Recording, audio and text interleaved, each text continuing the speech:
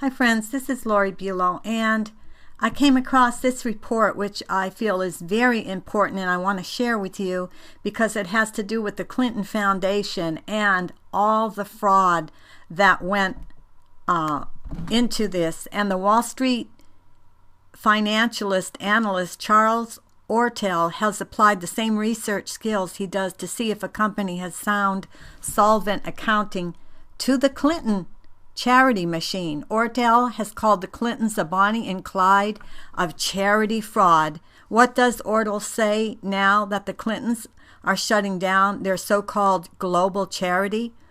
Ortel contends a Clinton Global Initiative, that is a CGI, was a fraud from the very beginning. Now listen, friends, hear this. It started in September 2005 as an interesting idea that you would convene around the time of the UN General Assembly in New York.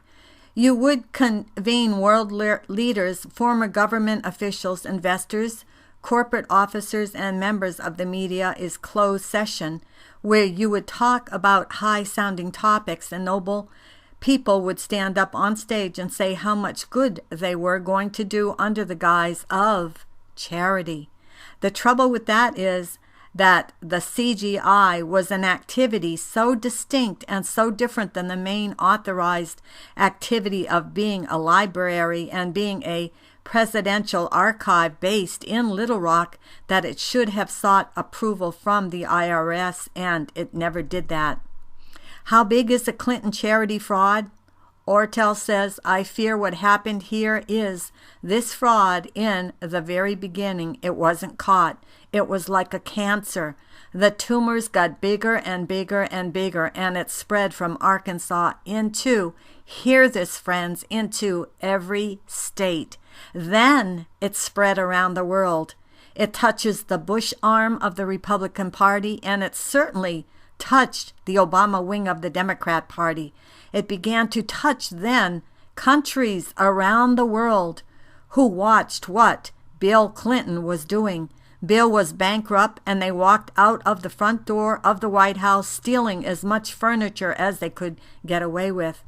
And people around the world saw how Bill, Hillary, and Chelsea used this name and their celebrity to garner riches. Other government leaders started to emulate them. You are creating a massive global swamp, he said. Why is the Clinton charity shutting down now? Well, Ortel, who has analyzed the Clinton charity for more than 2 years, says, I think in part because nobody wants to contribute to it any longer. That's one reason. Unfortunately, they're going to learn the hard way, the way charity laws actually work. You can't simply shut something down and not answer any questions. The laws are such that because you liquidate, and that is what they have to do here, you must make full disclosure, and they have never made proper disclosures here. Going back to the Clinton Global Initiative, narrowly, what the Clintons tried to keep from you, the public view, are all the crooked side deals. Friends, these people are criminals. They are corrupt politicians, and they need to answer for all their crimes they committed. There are multiple private deals concocted out of the Clinton Initiative, and every single one of them is what's called illegal private gain. That's right, friends. What they don't seem to understand is with charity fraud, the burden falls on the targeted charity to prove that it was lawful. If you destroy these records, which is what this reporter said they are doing, you are only compounding your problems. Many countries are looking into this, and I think what you are going to find is a cascading mountain of new evidence. This is a textbook case of charity run amok. I think the case is overwhelming.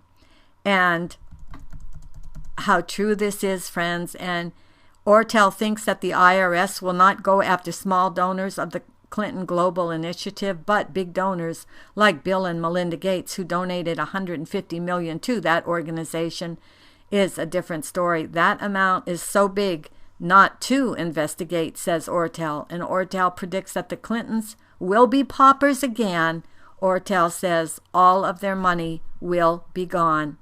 And, well, we'll just wait and see on this one, friends, if they do answer for all their criminal activities. And I'll post more info below. This is Lori Bulow.